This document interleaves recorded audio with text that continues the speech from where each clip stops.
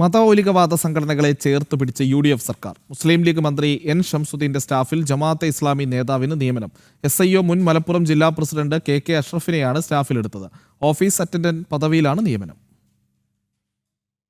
നിയമസഭാ തിരഞ്ഞെടുപ്പിൽ മതമൗലികവാദ സംഘടനകളുടെ അകമഴിഞ്ഞ സഹായമുണ്ടായിരുന്നു UDF-ന്. ജമാഅത്തെ ഇസ്ലാമി അടക്കമുള്ള സംഘടനകൾ പ്രചാരണ രംഗത്ത് മുൻപന്തിയിൽ ഉണ്ടായിരുന്നു. UDF ഭരണത്തിൽ എത്തിയതോടെ ഇത്തരം സംഘടനകളെ താലോലിച്ച് മുന്നോട്ടു പോവുകയാണ് സർക്കാർ സംവിധാനത്തിന്റെ ഭാഗമാക്കാൻ പോലും ഇപ്പോൾ മടിയില്ല.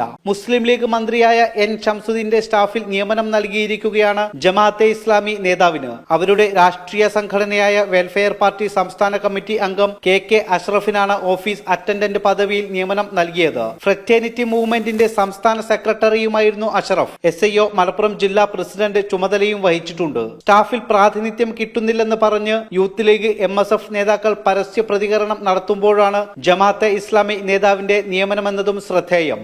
ജനം, മലപ്പുറം.